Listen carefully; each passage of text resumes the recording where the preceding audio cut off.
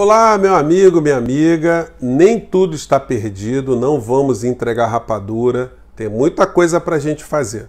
E nesse programa aqui eu quero já iniciar mandando um grande abraço a Eduardo Moreira. A gente não se conhece pessoalmente, mas ele fez uma mensagem bacana no Twitter dele, eu não tenho Twitter, então quero agradecê-lo porque muitas pessoas estão vindo também para o Portal do José para conhecer o nosso papo aqui, os nossos temas, e a gente ampliar cada vez mais essa corrente do bem. Eu ando desconfiado até que por alguma conexão aí metafísica, espiritual, o presidente atual da Argentina, Alberto Fernandes, ele andou ouvindo aí o Eduardo Moreira. Se eles não se conhecem, pelo menos estão conectados aí em muitas coisas. Porque depois desse vídeo do Eduardo Moreira apontando essa estratégia de destruição da agricultura familiar no Brasil e de cada vez mais fortalecer os grandes grupos econômicos internacionais, Alberto Fernandes, na posse dele, tocou nesse assunto também, dizendo que vai reforçar a economia argentina investindo, dando crédito mais barato para a agricultura familiar e para recuperar o poder de compra também dos argentinos de uma maneira geral. Alberto Fernandes é uma figura muito interessante. Quando a gente compara o presidente argentino com o presidente brasileiro, a gente vê uma diferença abissal. O deles lá é um intelectual, é um político nato, é um homem preparado, um homem que não diz que não entende nada de economia, ele entende alguma coisa de economia, precisa entender alguma coisa de economia sim para ser o presidente de uma nação, porque senão o cara faz besteira. O cara nomeia um Guedes, nomeia um estelionatário qualquer, um representante de alguma corporação financeira, privada, nacional ou internacional. Esse cara vai fazer como fizeram todos aqueles que passaram pelos governos brasileiros, vão deixar sempre o sistema financeiro intacto, vão matar o povo de fome para beneficiar pequenos grupos internos e grupos externos. Alberto Fernandes tem essa leitura e já colocou no seu discurso de posse que a coisa não vai ficar muito fácil para quem estava ganhando dinheiro fácil na Argentina, não. Ele está disposto a enfrentar esses grupos aí e vamos ver o que vai acontecer. E tem uma coisa muito interessante para a gente ver a envergadura desses homens, né? Alberto Fernandes lá na Argentina, mesmo se transformando em presidente da República, ele é professor da Faculdade de Direito lá de Buenos Aires. E ele tinha esse compromisso, tinha a prova marcada. E ele mandou lá no WhatsApp dele, ó, quem não for na minha prova vai ser reprovado. Eu virei presidente, mas enquanto eu for professor, vamos tocar o barco aí. Então teve essa matéria aqui muito interessante. Um pouco mais de 2 horas para justamente cumprir com todo o cupo. Em total tinham que rendir 9 chicos, mas 2 não se apresentaram. Não sei se porque eles agarrou. Essa matéria é muito interessante, onde os repórteres vão até fazendo a matéria com um certo ar de surpresa, né? Tipo, poxa, mas o cara acabou de ser presidente, está dando prova. Pois é, esse é o personagem que está lá, para mostrar que ele não quer se afastar da realidade do povo argentino, né? Ele quer manter essa ligação. E isso fica muito denotado também nesse discurso dele aqui, na forma como ele apareceu para a posse. Ele foi dirigindo o próprio carro lá em Buenos Aires, da casa dele até a Casa Rosada, onde se deu a posse, né? Mas eu peguei um trecho aqui do discurso dele que é muito inspirador para nós aqui no Brasil. Vamos ver. Pero no sería sincero a ustedes si no compartiera otra convicción. Ele está dizendo, eu não seria sincero com vocês se eu não compartilhar com vocês uma outra preocupação, né? Vamos lá. Marginados y excluidos de nuestra patria, los afectados por la cultura del descarte, no solo necesitan que le demos con premura un pedazo de pan al pie de nuestra mesa, necesitan ser parte y ser comensales en la misma mesa, de la mesa grande de una nación que tiene que ser nuestra casa común.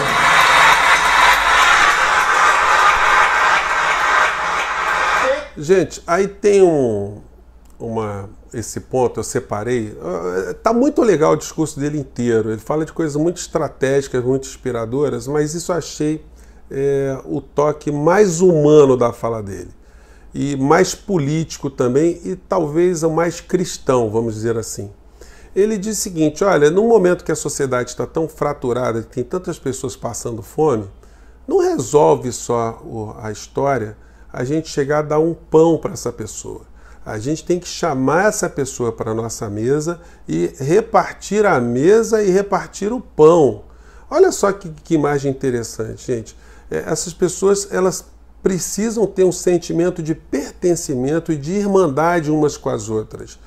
Olha que coisa bacana. Enquanto nosso presidente que fica fazendo discurso que vai caçar comunista, vai caçar o politicamente correto, vai combater isso, vai combater aquilo, né? Vai combater minorias, que temos que privilegiar as maiorias, o presidente lá da Argentina está fazendo um discurso, um chamamento à integração, à irmandade, ao pertencimento, ao sentimento de nação. Ele vai enfrentar muitas resistências, porque na Argentina os meios de comunicação, e que ele já declarou que também vai jogar duro com qualquer tipo de perseguição que for feita ao governo dele, os meios de comunicação lá são privados, em sua grande maioria, e defendem interesses das grandes multinacionais, dos grandes interesses financeiros, do grande rentismo. Ele tem um poder judiciário lá que também padece dos mesmos problemas que o poder judiciário daqui. Ele prometeu também que vai enfrentar essa questão.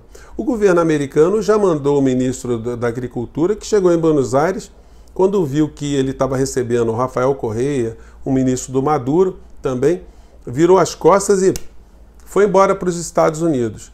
Ele está fazendo, por conta da Cristina Kirchner, uma recuperação das alianças estratégicas com a China e com a Rússia. Então, o negócio está ficando muito bem desenhado lá pela Argentina também. Vamos ver o que vai acontecer lá. Predicados para fazer um bom governo e enfrentar esse modelo, ele tem. E olha que situação interessante. Essa situação é muito inspiradora para nós, porque se lá na Argentina eles estão conseguindo enfrentar essa questão e dar um ipom, né, como a gente diz no judô, ele está dando um golpe no neoliberalismo na Argentina, tendo enfrentado não uma pessoa despreparada como é Bolsonaro aqui no Brasil. O Macri, gente, era um intelectual, um cara com leitura, um cara preparado, um homem de mercado, um homem representando as grandes corporações internacionais, um cara com ligação também com o governo de Trump, e lá eles perderam as eleições para uma pessoa com o perfil de Alberto Fernandes. Se isso foi possível na Argentina, talvez a gente consiga muito mais sucesso aqui no Brasil, desde que as forças do bem, as forças consigam entender a realidade, consigam fazer uma boa leitura e também usar uma boa estratégia para derrotar esse modelo que está querendo destruir o nosso país. Essas situações todas que Eduardo Moreira citou no vídeo passado, a gente pode também ver aqui nesse livro de Noam Chomsky, quando ele mostra para a gente que o agrobusiness não é uma novidade e não tem uma prática predatória recente. Em 1994, ele aponta aqui que Bill Clinton, quando faz o acordo do livre comércio, o NAFTA, que envolveu Estados Unidos, México e Canadá, que seria necessário reforçar as fronteiras entre Estados Unidos e México, porque se tudo acontecesse como eles imaginavam que aconteceu, ou seja, destruição da economia da agricultura familiar no México, haveria um êxodo de mexicanos fugindo do campo para grandes cidades e até para os Estados Unidos principalmente. O que aconteceu? Foi exatamente isso. 2.200.000 mexicanos atravessaram a fronteira e foram tentar a vida nos Estados Unidos, em poucos anos expulsos lá dos campos do México. Eu peguei aqui uma pequena matéria de um cidadão mexicano que ainda resiste bravamente em meio dessa crise. A gente pode ver aqui pela imagem aqui, que é um casebrezinho de um pequeno agricultor, que vai falando nessa matéria aqui, que subiram os insumos, vai subindo toda hora os fertilizantes, os agrotóxicos, chega uma hora que eles não conseguem comprar, porque aumenta em média 30% ao ano, aí eles param de proteger suas lavouras, perdem as lavouras, ficam na miséria, têm que vender as suas propriedades, aí vão lá as multinacionais, compram. Esse é um tipo de situação que acontece lá no México. Eu descobri também que lá em Moçambique está acontecendo o mesmo fenômeno. Aí, quando a gente fala em fim da agricultura, ou combate à agricultura nesses países, sempre há um fundo de investimento por trás. Eles investem em agricultura, em comida, em saneamento básico, em água, energia elétrica. Por quê? Porque é quase como você ter um cassino, você não perde nunca. Porque se o consumidor não pagar, você fecha a torneira, você corta a luz, você não fornece alimentos. Logo, você ganha sempre. Então, o governo brasileiro está priorizando cada vez mais os interesses que esses grupos têm em nações que não defendem a soberania, como a nação brasileira. Infelizmente, nós temos uma grande massa de pessoas que se identificam com o nosso governante maior. Eu não sei como é que uma pessoa pode se identificar com alguém que não tem cultura, alguém que é ignorante, alguém que é autoritário, alguém que fala besteira o tempo todo, alguém que não pode ser exemplo em absolutamente nada para nenhuma pessoa num país republicano como o nosso. Mas é que esse governante ele está sendo apoiado também por uma série de pessoas que eu chamo de pequenos estelionatários culturais que vieram para o YouTube. Aliás, eu não sei se eu devo agradecer essas pessoas, eu tenho que criticar contundentemente, porque eu vim justamente porque eu vi tanta maluquice na internet, tanta ignorância empoderada, e agora ignorância empoderada dentro do governo em alguns ministérios, né? Que eu falei, não, a gente tem que vir para tentar jogar algum tipo de questão, né, gente? Há muito tempo atrás, Sócrates cunhou uma expressão que ele dizia o seguinte: só sei que nada sei. Muita gente ficava assim, como é que pode Sócrates, que era um grande filósofo, ter dito uma coisa como essa? É porque ele foi, na descoberta das verdades, conversar com outros filósofos, com poetas, com astrônomos, com matemáticos, para ver se essas pessoas sabiam das verdades. E descobriu que as pessoas tinham um conhecimento muito pequeno diante de tantas dúvidas, tantas questões que haviam na humanidade. Ele descobriu que o conhecimento que ele tinha sobre as coisas e que as pessoas tinham sobre as coisas era muito menor do que o seu não conhecimento sobre as coisas. Então, ele só sabia que nada sabia. Então, eu acho uma temeridade as pessoas virem aqui para o YouTube ou para vir para o público quererem dar regras absolutas como se fossem detentores das verdades. Esses pequenos estelionatários que recomendam livros que eles não leram, eu digo isso porque eu compro os livros que eles recomendam, leio e depois eu vejo, pô, não tem nada a ver com aquilo que ele falou. Então, isso é um grande perigo para a sociedade, quando você tem uma ignorância empoderada de pessoas que sabem, que não sabem, mas fingem que sabem as coisas. Num país onde tanta gente não teve acesso a escolas, tantas pessoas não tiveram acesso a livros, a oportunidade de terem livros para ler o tempo todo, né? Essas pessoas acabam ficando reféns desses pequenos grupos de estelionatários culturais que acabam ficando muito empoderados e porque também são discípulos do maior estelionatário cultural, que é o professor, como eles chamam, Olavo de Carvalho. É um homem que eu critico de uma forma contundente, porque eu acompanho tudo aquilo que ele escreve, tudo aquilo que ele fala, todos os vídeos dele, e quando você vai checar, você percebe que ele mente, que ele adultera a verdade, que ele se auto-alucina, que ele se auto-engana, e isso acaba contaminando uma série de pessoas que estão do nosso lado, né, gente? Pessoas que são nossos parentes, nossos amigos, nossos colegas, e que estão contaminados com esse tipo de pensamento, e que a gente não pode achar essas pessoas como pessoas profundamente do mal. Elas também são reféns, elas também foram ganhas por esse tipo de situação que a conjuntura ofereceu. Mas compete a nós também desmanchar esse nó, né? Levar a razão, levar o conhecimento, levar o debate, conseguir entrar na cabeça dessas pessoas, conseguir entrar no coração dessas pessoas para fazer como está acontecendo na Argentina. A gente chegar a ter um líder que consiga aparar essas arestas e colocar todos os brasileiros sentados na mesma mesa para repartir o mesmo pão, né? Essa visão muito legal, a visão cristã, né, no fundo, né? Eu fico por aqui, um grande abraço, se você gostou, dá o joia, compartilhe nosso vídeo e vamos em frente, né? Muita coisa há o que fazer no futuro aí. Vamos lá, gente.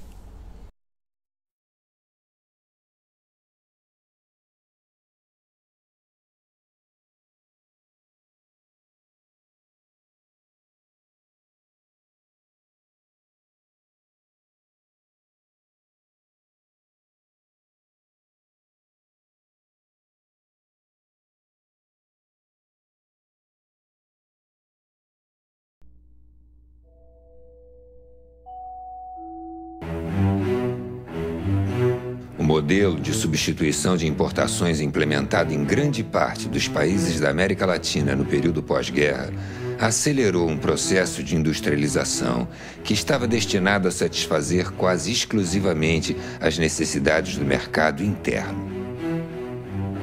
O papel ativo do Estado tem uma importância decisiva nesse processo, investindo em obras de infraestrutura, expandindo os serviços públicos, produzindo bens.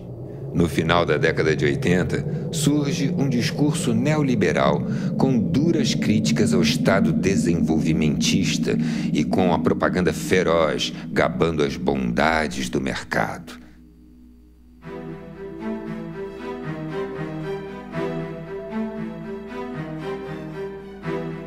Um exemplo nesse sentido é o programa de privatizações das empresas públicas que, com diferentes ritmos, se impõe em todos os países latino-americanos. Não se trata de um Estado ausente, mas sim de um outro Estado submetido às exigências do mercado. Milton Santos. O neoliberalismo real é muito diferente do neoliberalismo utópico. E o Estado neoliberal não é um Estado mínimo. É um Estado ativista, é um Estado militante, só que as formas, os padrões de articulação entre Estado, capital e sociedade é que se alteraram. Isso não pode ser lido meramente como um processo de redução do lugar e do papel do Estado. Tem que ser entendido como uma redefinição do lugar e do papel do Estado no processo de acumulação do capital e de dominação capitalista.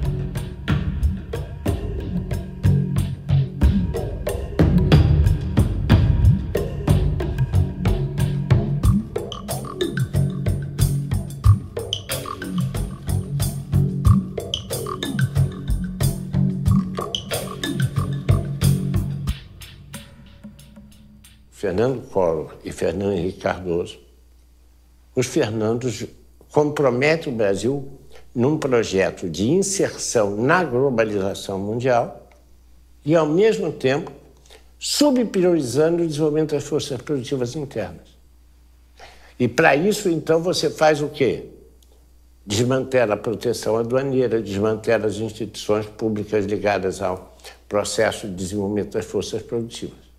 É uma coisa impressionante. É absolutamente impressionante o que aconteceu.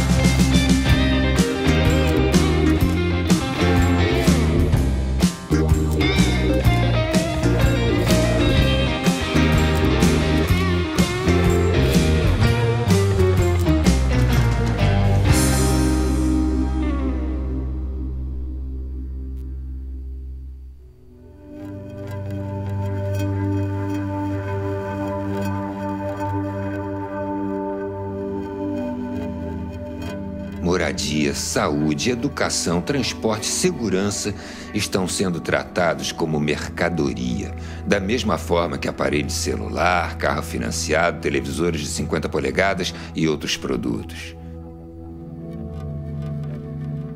Sem contar que o primo rico da história, o sistema financeiro, é o grande beneficiário sem produzir nada, além de acumular papel pintado e moedas plásticas.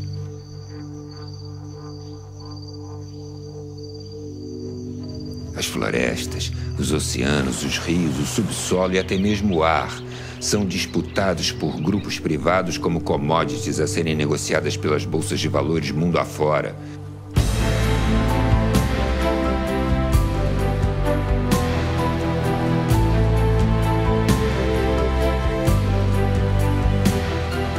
Imagine, cidadão, que o ar que você respira agora no raso da Catarina pode estar sendo vendido em Singapura. Ou as águas do rio Amazonas, que há milênios correm no mesmo leito, passarão a ser chamadas de Blue Gold, ouro azul, e passariam à propriedade de meia dúzia de empresas que vão tentar te convencer de que a água paga é melhor do que o livre acesso à água para todos. Ao denunciar a quebradeira do Estado nos anos 90 do século XX, demonstramos que todo o patrimônio formado a partir de um sacrifício coletivo, seguindo a tendência de uma época, foi privatizado a preço de banana.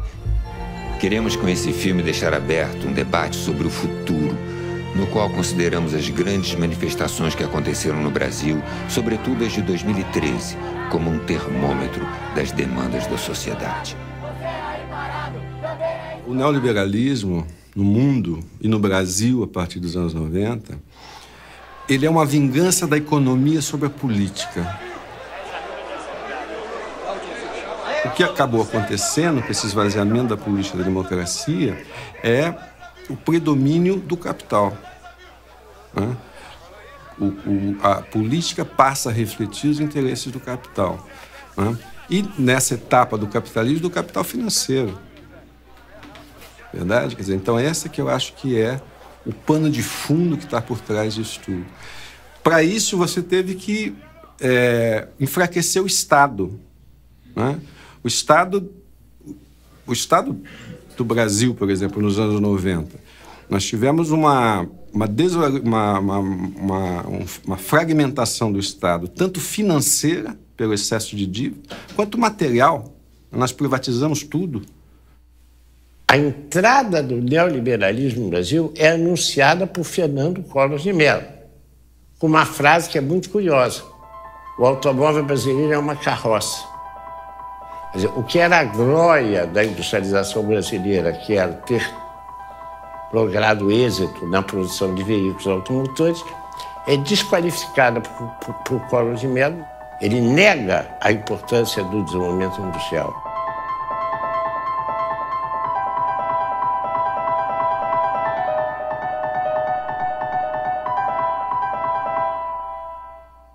Fernando Henrique Cardoso é muito mais sofisticado. Ele não faz esse tipo de discurso. Ele faz um outro discurso. O Brasil tem que se inserir dentro das tendências mundiais.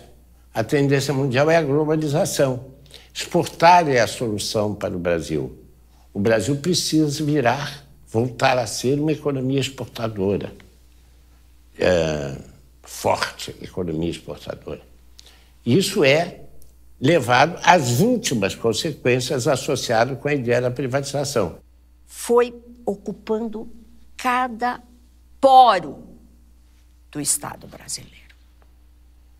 Quando eu fui para o governo federal, eu fiquei muito impressionada com isso. De perceber que na máquina do Estado, você tinha aqueles moços biotipo da escola de Chicago, sabe? Cabelo escovinha, Cooper de manhã, fortes, com uma cabeça absolutamente feita, assim, que desconhecia completamente a sociedade brasileira. Lembra da época do Collor, que ele punha aquele elefante, era uma propaganda de que o Estado era um elefante pesado, perdulário, ineficiente, que gastava muito dinheiro, e a ideia era de que o mercado tinha solução para tudo. Já foi importante uma forte presença do Estado na economia. Só que o Estado engordou muito em áreas não prioritárias para você, cidadão. Ficou pesado. Com a desestatização, o Estado vai investir pesado em saúde, educação, habitação, saneamento e segurança. Um Estado pesado incomoda muita gente. Incomoda mesmo. Governo do Brasil, a prioridade é o cidadão. Ao longo dos anos 1990, o apoio da mídia às privatizações foi total, repercutindo e massificando o discurso neoliberal. Desestatização, porque o Brasil não pode ficar para trás. A mídia tem um papel fundamental nesse processo, né? Porque a mídia os meios de comunicação em geral, né? Lato sensu, né? Quer dizer, é televisão, é rádio, é cinema, é internet, tudo isso tem uma influência enorme para formar a opinião das pessoas, né? E a mídia, naquela época, teve um papel importante, inclusive no ataque àqueles economistas que alegavam que aquela política neoliberal seria prejudicial ao desenvolvimento brasileiro, chamando esses economistas de dinossauros.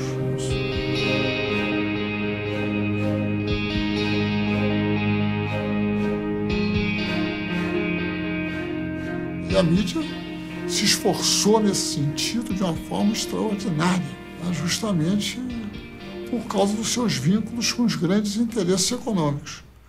E os grandes interesses econômicos brasileiros hoje, no Brasil, instalados no Brasil, são multinacionais. E os nacionais, muitas vezes, também estão vinculados a eles.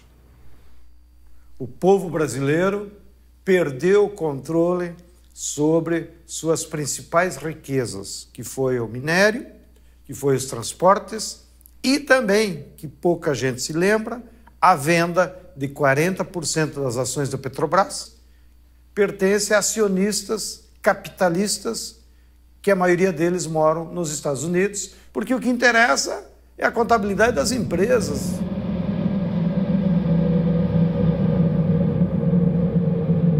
A privatização das telecomunicações é uma privatização do espaço eletromagnético. A privatização do setor elétrico é, num certo sentido, a privatização dos nossos rios. A privatização das grandes mineradoras é a privatização de parte do nosso território. Quer dizer, territórios controlados pela Vale do Rio Doce, por grandes empresas mineradoras, hoje são distritos privados. Tem a dimensão da perda de elementos fundamentais da soberania nacional transferidos para o setor privado e, em boa parte, setores internacionais.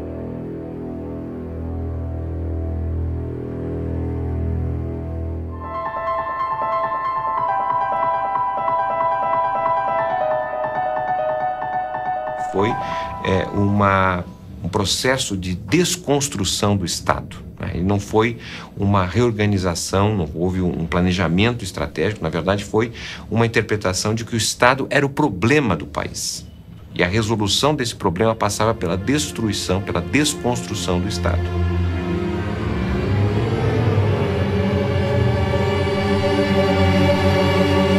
E nesse sentido nós tivemos um processo de privatização que, segundo nossos estudos, foi o segundo maior processo de privatização da década de 90. Ele foi apenas menor quando comparado com a desconstrução do antigo experiência da União Soviética, que foi a desconstrução ali da transição de um regime socialista para um regime de economia de mercado. Então, a nossa desconstrução nos anos 90, que valeu a geração de receita de ao redor de 100 bilhões de dólares, que naquele momento, nos anos 90, equivaleu a cerca de 15% de todo o PIB, que foi transferido do setor público para o setor privado. E em grande parte dessa transferência significou um engrandecimento em termos de riqueza de determinadas famílias e grupos estrangeiros, sem a contrapartida, porque nós tivemos simultaneamente a essa privatização uma redução de 500 mil de postos de trabalho.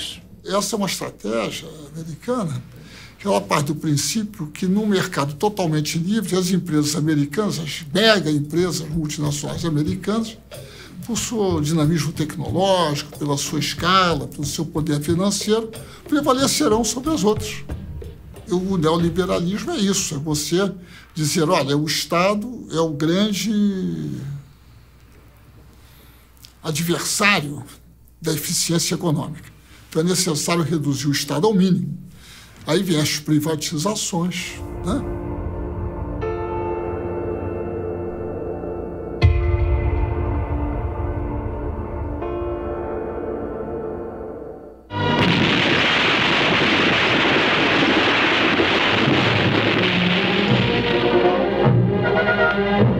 A Companhia Vale do Rio Doce vem contribuindo decisivamente para o desenvolvimento do país.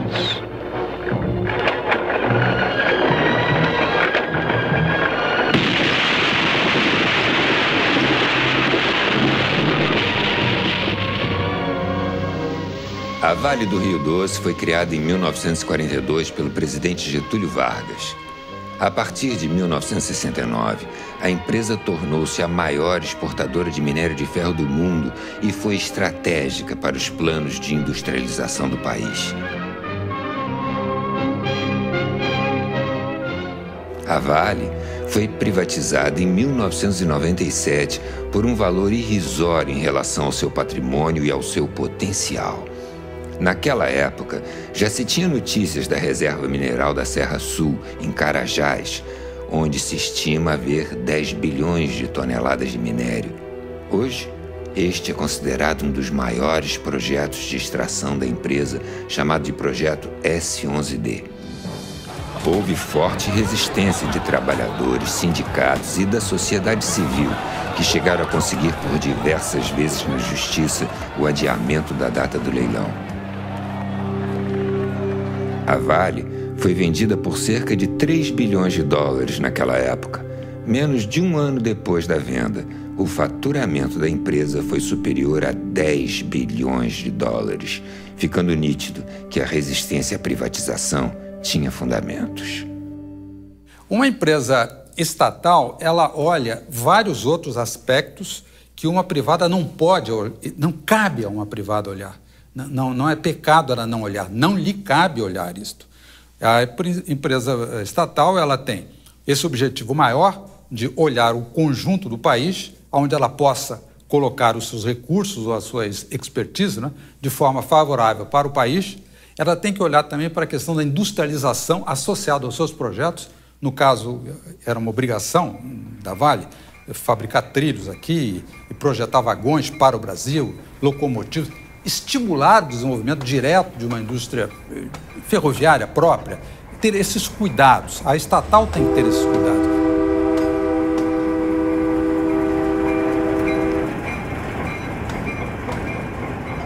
No caso das ferrovias, afetou também a logística da população, porque praticamente nós que tínhamos uma malha de transporte público ferroviário, hoje se reduziu a 2 ramais e ainda com 2 ou 3 comboios por semana. Nós precisamos construir uma rede ferroviária em todo o país para, no fundo, beneficiar a população que possa ter alternativa de transporte, para beneficiar a população, para diminuir o custo do frete dos bens que circulam aqui. E para isso precisa ter investimento de todo o povo, independente se aquilo vai dar lucro ou não. Hoje eles privatizaram todas as ferrovias e os únicos ramais que as empresas privadas estão fazendo é para construir para exportação. Exportação de minério de ferro, exportação de soja. De novo, a ferrovia não é para beneficiar o povo.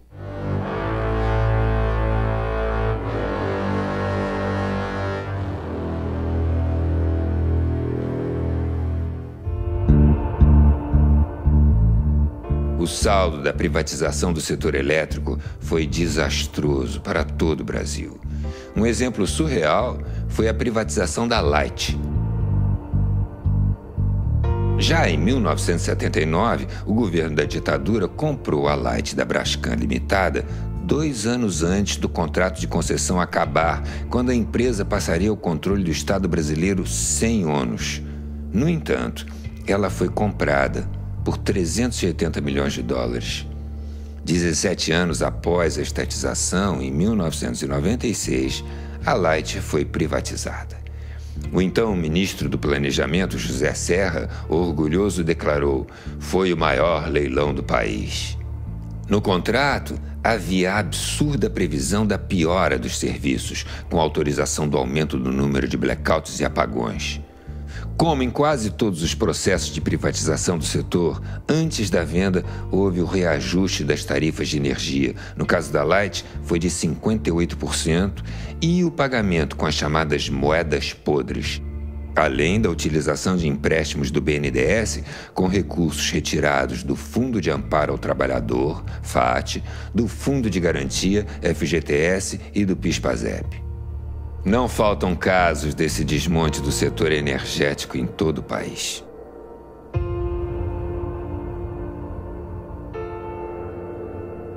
a condução da privatização do setor elétrico brasileiro foi absurda. E como na geração não foi feito investimento e também muito pouco na transmissão, na hora que a economia cresceu um pouquinho, que foi o ano 2001, entrou em colapso. Não havia capacidade instalada para atender a demanda e faltou energia no Brasil. Houve um racionamento mano-militar, né? As famílias foram obrigadas a reduzir seu consumo sob ameaça de desligamento. E a Light apagou o Rio de Janeiro. Isso foi logo no primeiro verão após a privatização. O que mostra o insucesso da privatização. Se o Estado ia mal, sem ele, pior ainda. As reclamações quanto à má qualidade dos serviços, apagões e acidentes são comuns em quase todos os estados. O Ministério Público, no Rio de Janeiro, após trocas de acusações entre as empresas, responsabilizou pelos incêndios em galerias e explosões em bueiros tanto a Light como a concessionária de gás canalizado SEG, também privatizada em 1997. A privatização no Brasil começou pela distribuição, seguiu na transmissão e a última a ser atingida foi a geração. A barragem interrompe a passagem da água e isto só pode ser uma função do Estado, dado a sua intervenção física, não só no sistema físico, como também social, porque a área é, às vezes, utilizada para várias outras coisas e populações são atingidas, não é? Então, o papel do Estado aí, né, na geração elétrica se torna mais flagrante, a ideia do monopólio natural devido a essa forma de geração. É uma história muito triste, no caso da energia elétrica, porque o Brasil, que tinha na hidroeletricidade a grande componente da matriz energética brasileira, que era, do ponto de vista mundial, economia de grande porte, o Brasil tinha a matriz energética melhor do planeta, ainda é muito boa, mas perdeu muito metendo os seus pés pelas mãos. E se meteu os pés pelas mãos de tal maneira que o Brasil, que tinha uma das tarifas de energia elétrica mais baixas do planeta, hoje já tem uma das mais elevadas do planeta.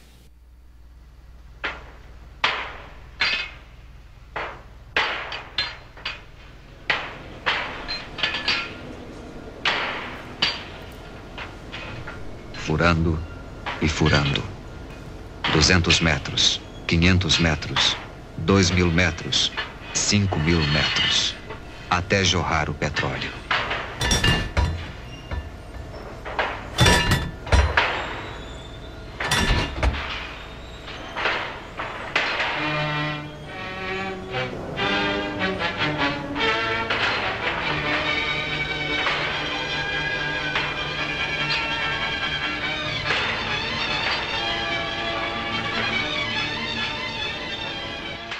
Quando o neoliberalismo, a onda neoliberal atingiu o Brasil, da qual resultou a revisão constitucional de 98, a joia da coroa das privatizações brasileiras, das empresas estatais brasileiras, era a Petrobras. Uma empresa estatal que tem não só conhecimento e competência, experiência, mas uma vontade nacionalista de descobrir recursos energéticos brasileiros, sendo a energia um assunto de segurança internacional. Esqueceram-se aqueles que formularam essa política e essa estratégia do significado que a Petrobras tem para o povo brasileiro. Independente de condição social, econômica, visão política, até ideológica, né? A Petrobras é uma empresa, diferentemente das outras estatais que provieram da estatização de empresas privadas estrangeiras que havia no Brasil. A Petrobras não. A raiz da Petrobras o petróleo é nosso. A raiz da Petrobras é essencialmente nacionalista.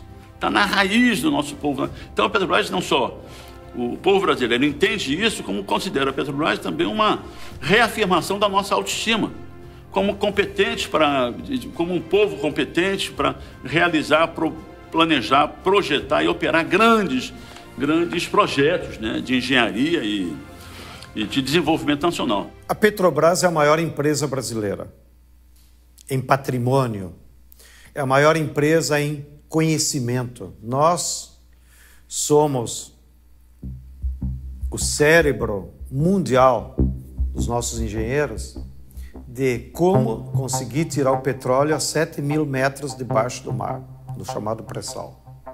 Somos os únicos que acumulamos conhecimento científico nessa área. Nós somos a empresa de maior potencial de exploração, porque, teoricamente, todo o petróleo pertence à nação. O Fernando Henrique, como é uma empresa grande e era a pérola da coroa, ele tentou privatizá-la e transformá-la numa empresa comum. Inclusive mudando o nome, né? Para Petrobras, porque eles diziam que os gringos não conseguiam pronunciar o Brás com S. Olha o nível de mediocridade dessa nossa burguesia subalterna, da qual o Fernando Henrique foi o seu principal porta-voz e representante. Mas por ela ser tão grande, não deu tempo eles seguirem o caminho natural da privatização. Eles tentaram pela venda das ações, tentaram pela quebra do monopólio. E isso conseguiram.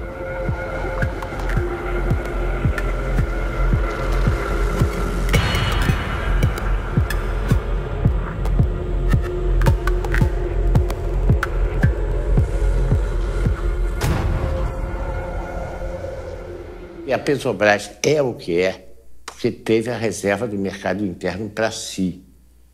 Não foi por nenhuma outra razão, é porque tendo o mercado interno para si no negócio do combustível, ela pôde o quê? Acumular recursos, competência, visão de futuro, departamento de geologia e poder se converter na empresa que se converteu. Entretanto, repare que a privatização, no caso da Petrobras, o que é que ela fez? Cortaram pernas da Petrobras, cortaram a perna petroquímica da Petrobras, cortaram a perna dos fertilizantes da Petrobras. Que essa é uma projeção da ideia de ir descaracterizando a Petrobras como uma empresa ligada ao desenvolvimento das forças produtivas nacionais.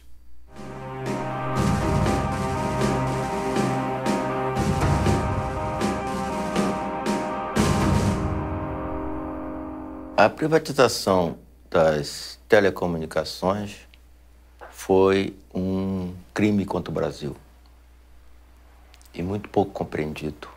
O Brasil tinha 4 satélites. O Brasil tinha toda uma rede de comunicação própria. O Brasil tinha os cabos que nos conectava com o mundo. E isso foi entregue a preço de banana exatamente para os Estados Unidos. Esse é só um exemplo, entre tantos, como naquele momento que nós tínhamos que certamente reestruturar o sistema Telebrás, sem dúvida alguma.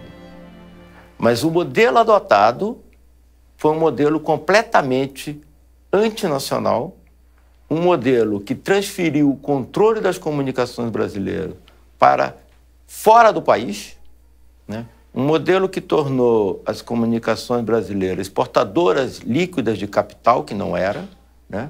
Um modelo que destruiu o parque industrial tecnológico que o Brasil tinha em cima das telecomunicações.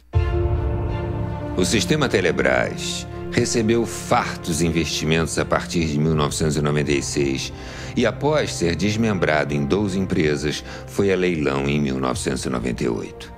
2 dias antes da venda, havia 100 ações movidas em todo o país contra a privatização.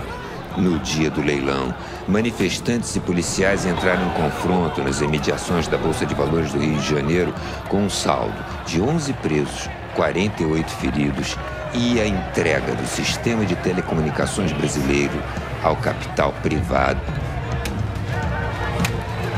A Telebrás foi comprada por empresas italianas, portuguesas, espanholas e norte-americanas. O que era bom para eles não era bom para o Brasil.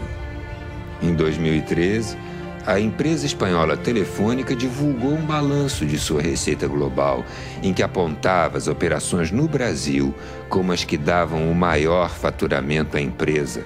Os lucros obtidos no Brasil pela Telefônica servem para sustentar a expansão de sua matriz na Europa.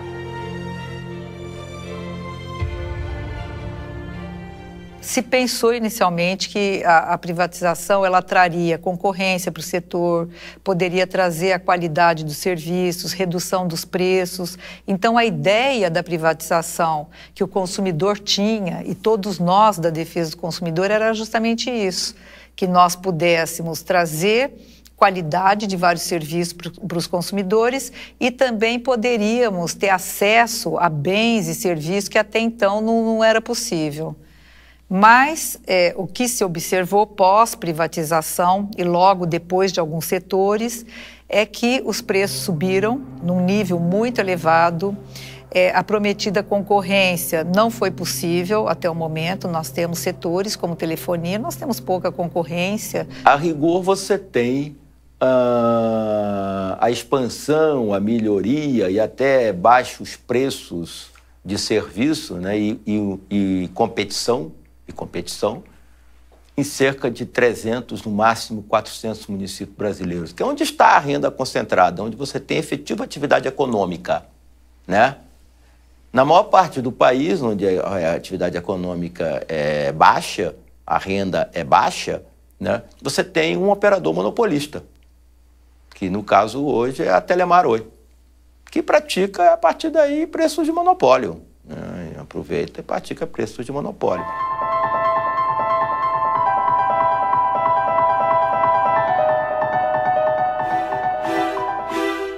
As agências reguladoras, ANEEL, Anatel, ANP, Anvisa e agências estaduais foram criadas no Brasil como parte do pacote das privatizações.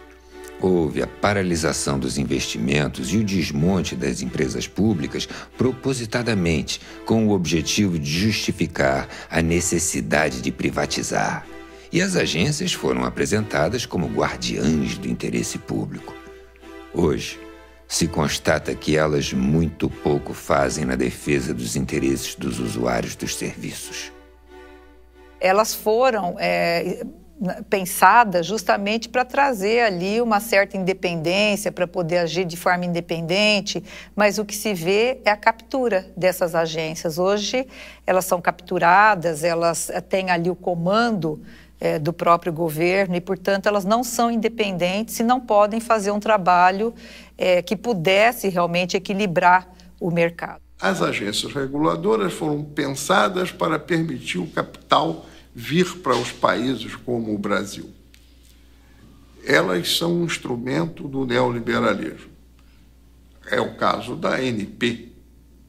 A ANP, a ANEL também, né? Elas são empreendimentos que visam favorecer as condições do capital. Eu não acho que elas tenham um papel que deviam ter público.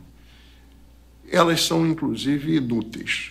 Era melhor que a Petrobras cuidasse do petróleo e não houvesse leilão nenhum.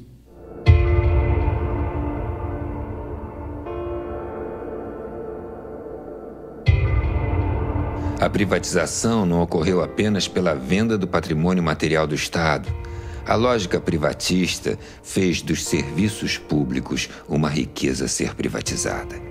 As pessoas, quando têm um filho doente, elas estão mais ou menos dispostas a pagar a qualquer coisa, raspa a gaveta e consegue.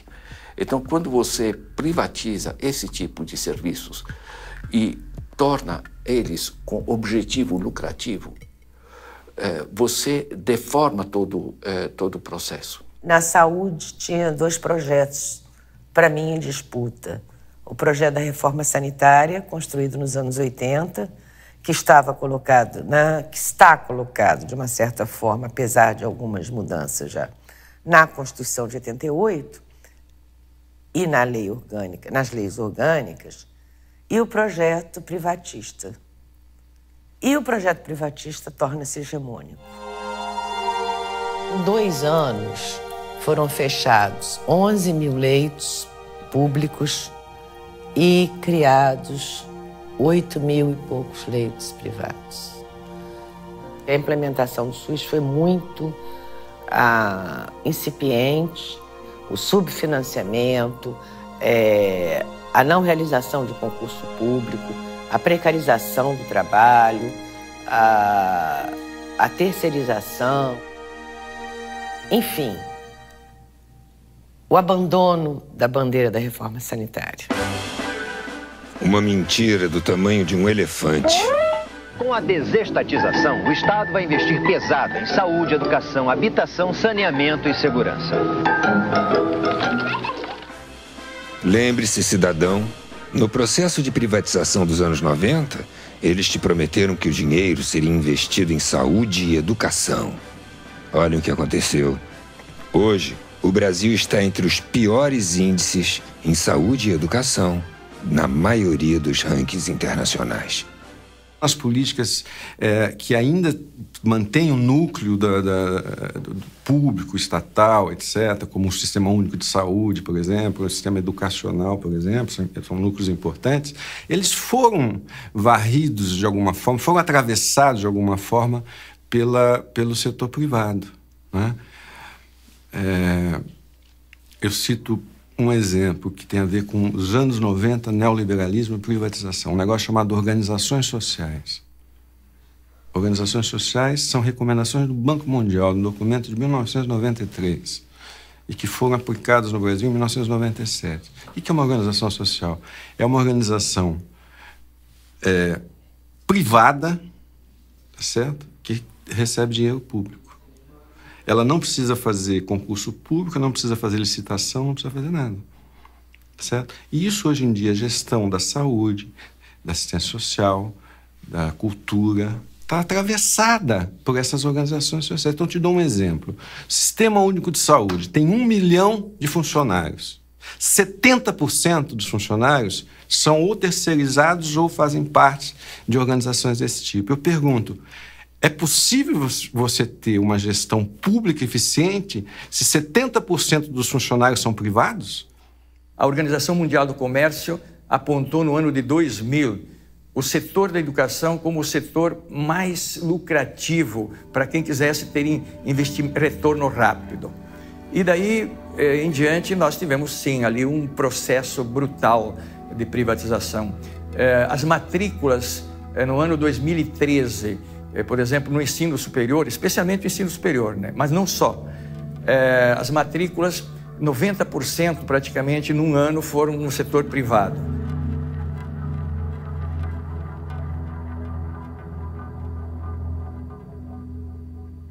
Professor, por exemplo, hoje é tratado como um entregador de conhecimento.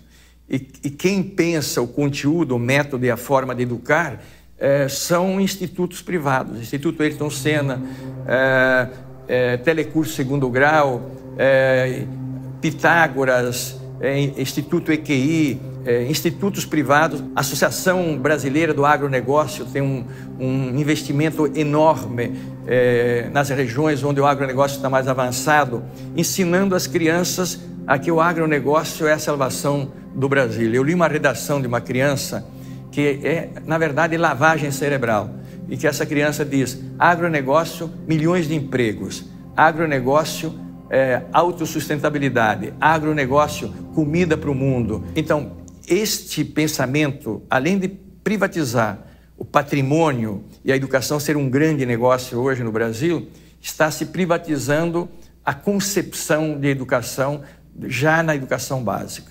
Durante os governos neoliberais na década de 90, praticamente todos os países que estavam com governos neoliberais, incluído naturalmente o Brasil com o governo Fernando Henrique Cardoso, privatizaram dentro do sistema educacional uma dimensão que na política educacional deve ser fundamentalmente pública em qualquer sistema democrático, que é a definição do conhecimento oficial. Ou seja, o que se ensina nas escolas e como se ensina passou a ser um problema de comissões de especialistas e técnicos, muitas delas internacionais e muitas delas sob o controle e a tutoria do Banco Mundial, por exemplo, que começaram a definir os parâmetros curriculares a partir dos quais se definia o que devia ser ensinado nas escolas. O que deve ser ensinado nas escolas em qualquer país do mundo é um problema de deliberação pública, um problema que atinge a sociedade. Não só aqueles que estão dentro da escola, sino também os que estão fora da escola. Deve ser um problema de deliberação e de construção coletiva.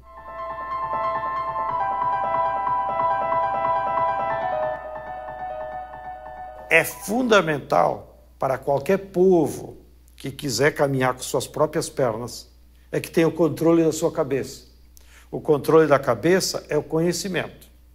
Seja o conhecimento universal aplicado à libertação do ser humano, seja o conhecimento tecnológico, ou seja, como fazer mercadorias de forma mais rápida e mais barata para que todo o povo tenha acesso.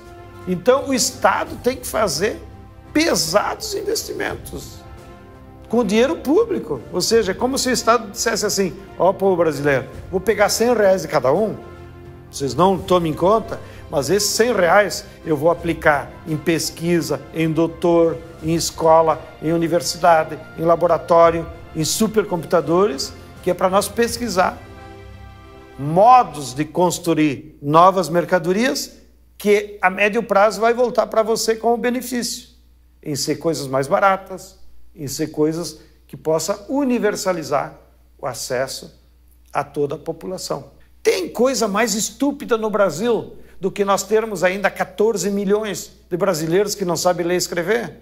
Que hoje tem tecnologia para você, em 65 aulas, aprender a ler e escrever. Por que a empresa privada não aplica? Porque não dá lucro.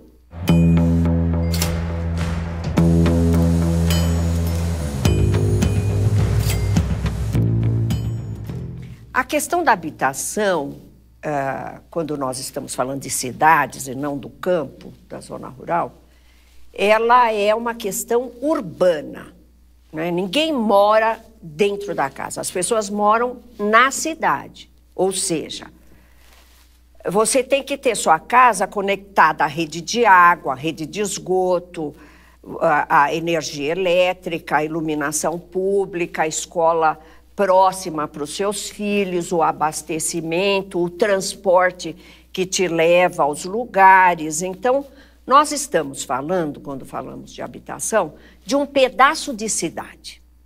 Muito bem. E esse pedaço de cidade tem preço. O preço, ele não se deve propriamente à unidade de habitação, ele se deve muito mais à localização. Então, o negócio da cidade é esse. O negócio da cidade é o preço da localização. E isso que a gente dá o nome de renda imobiliária é disputado, é uma luta surda pela disputa de rendas imobiliárias na cidade. Os pobres, eles são excluídos dessa disputa. Quando o dinheiro aparece, os capitais tomam conta da cidade. Como disse o David Harvey, follow the money. Eles vêm aonde tem dinheiro e as cidades foram tomadas literalmente de assalto. Por obras absolutamente discutíveis.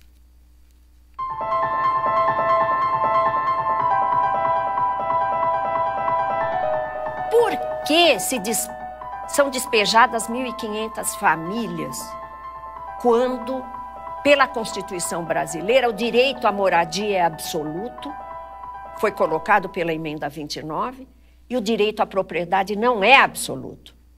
Ele é relativizado pela função social da propriedade. Por quê?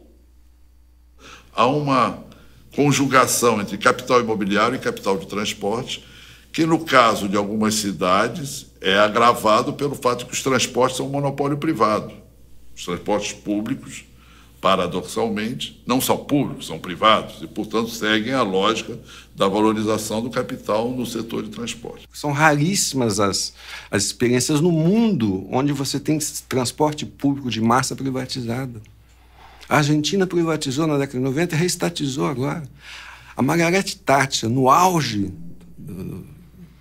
dos anos 80, não privatizaram o sistema de manutenção do metrô, mas não privatizou o metrô de Londres. Aqui, nos anos 90, nós fomos além da Thatcher. Tá certo? Ou privatiza ou faz concessão.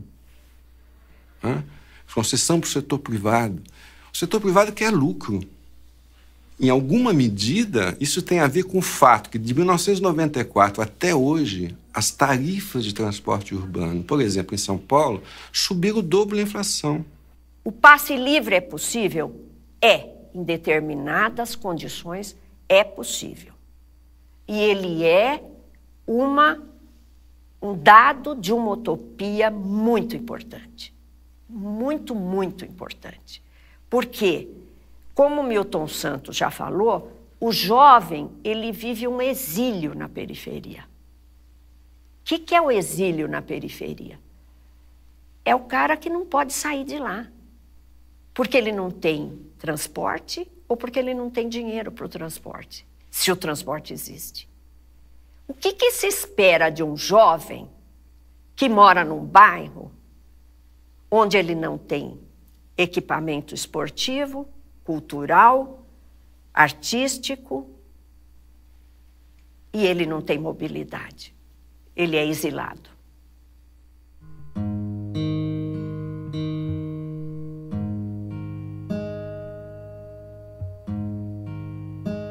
Essa questão não me parece que foi realmente abraçada pelo Estado. Aí vamos dizer por quê.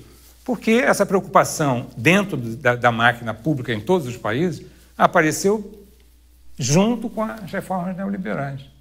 Elas coincidiram com as reformas neoliberais, começou a ter uma competição internacional pela atração de empreendimentos poluentes. Nós começamos, por exemplo, a oferecer a possibilidade que nas periferias da cidade do Rio de Janeiro a gente recebesse uma siderúrgica recusada na Alemanha. Uma tecnologia que todos sabiam que era obsoleta, era arriscada, as populações que moravam na área de implantação dessa siderúrgica protestaram, tentaram se fazer ouvir na grande imprensa, inutilmente. Depois de 6 anos, se não me engano, a primeira grande explosão que não pôde ser deixada de aparecer na grande mídia, aí começa a se discutir, não, seria melhor a gente investir em tecnologias inteligentes, nós também não gostamos das tecnologias sujas da siderurgia, mas o fato é que essa siderúrgica foi atraída como uma grande vitória, que ia produzir emprego, renda, etc. Tal.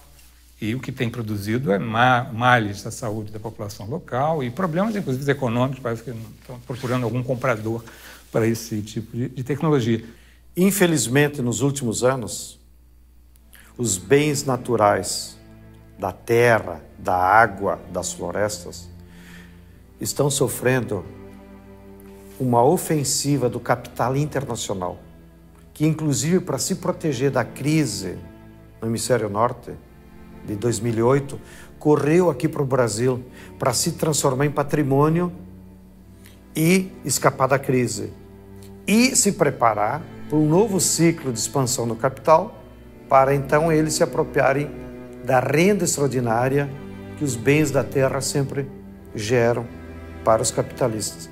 Então, nos últimos 2, 3 anos, pelo que passou pelo Banco Central, mais de 200 bilhões de dólares de capital financeiro especulativo veio ao Brasil e se transformou em terra, em usina de etanol, em usina hidrelétrica e, inclusive, se apropriando da atmosfera, que eles fazem esses cálculos agora de quanto oxigênio cada hectare de floresta tropical emite na atmosfera, transformam isso num título e vendem nas bolsas da Europa como crédito de carbono para as empresas que emitem muito carbono nas indústrias poluidoras. E ganham dinheiro até com a especulação desses títulos. Já tem 2 empresas que fizeram isso com áreas indígenas do Acre. E isso leva um perigo muito grande, porque os brasileiros perdemos a soberania sobre o nosso maior patrimônio, que é a terra, a água, a biodiversidade do nosso território e agora até sobre o nosso ar.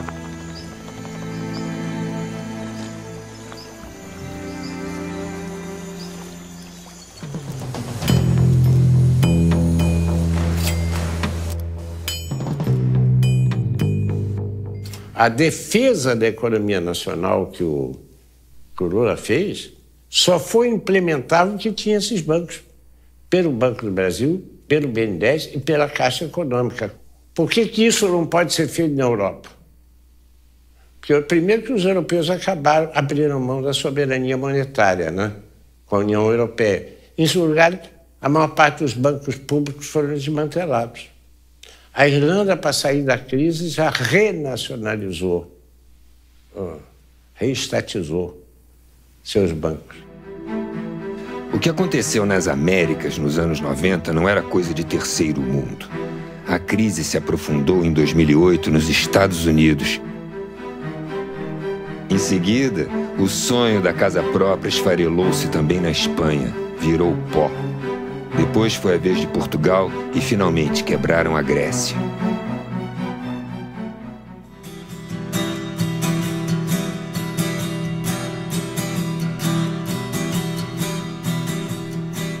Então, a primeira coisa que eu diria a você, que me assusta muito, é a desconstrução da identidade brasileira. Em segundo lugar, de forma associada, é a ausência de um projeto nacional. Eu não consigo perceber um projeto educacional claro, explicitado. Como eu tampouco consigo perceber um capítulo cultural explicitado. Como não há um capítulo industrial explicitado. Se você perguntar hoje por onde a industrialização brasileira pode prosseguir, saiu de pauta como tema de discussão. Então, há um processo ideológico, acho eu, assustador, pelo qual nós estamos renunciando à ideia do Brasil ser. Como é que nós vamos superar essa crise, então? Só tem um caminho. É quando voltar a ter luta social que gere um reascenso do movimento de massa na rua. Essa energia das ruas vai obrigar a esquerda a voltar a discutir, se preparar e debater um projeto de nação. Um projeto de nação não capitalista, não naqueles formatos da década de 50, um projeto da nação dirigido pela burguesia. Um projeto de nação no sentido de organizar a economia para atender às necessidades da população. Não se trata de ter esperança, se trata de fazer mobilização e conquistar. Né? Se nós ficarmos esperando o Estado se transformar, ele não vai se transformar. Né? Ele vai continuar sendo do jeito que ele é, conservador, como ele foi concebido por quem o concebeu. A sociedade se move com a participação dos trabalhadores. Nós só teremos serviços públicos de qualidade, gratuitos, de transporte, saúde, moradia, educação, com pressão popular. Os movimentos de junho demonstraram isso. Nós queremos um Estado que seja um Estado voltado para os interesses da população, não um Estado voltado para os interesses do mercado, por exemplo. E a mobilização dos trabalhadores é essencial para que esse Estado seja um Estado plural e não um Estado excludente.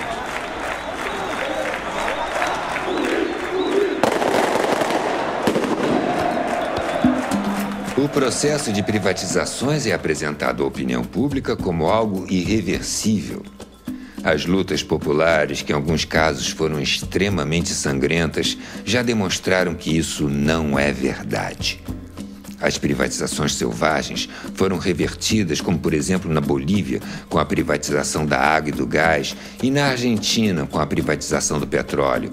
Até a Islândia, um país que quebrou inteiro porque seguiu o receituário neoliberal de Washington, reverteu o processo de privatizações e voltou a se desenvolver.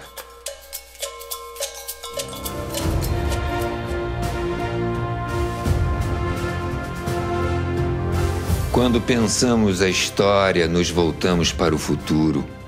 Ao mostrar o processo de privatizações que ocorreu nos anos 90, estamos discutindo o Brasil que queremos construir. Um país livre e independente, que respeite o meio ambiente, as diversas culturas, os saberes ancestrais e todos os povos. Não queremos um projeto de desenvolvimento dependente e irresponsável que vai gerar mais fome e pobreza para o povo e uma insuportável acumulação de riqueza para poucos. Queremos ser cidadãos e não consumidores. Sermos os sujeitos da história. Não somos números, somos gente. Como disse o professor Milton Santos, a qualidade dos serviços públicos é que assinará a carta de alforria dos moradores, em especial os jovens que vivem o destino do exílio na periferia. Este é o momento.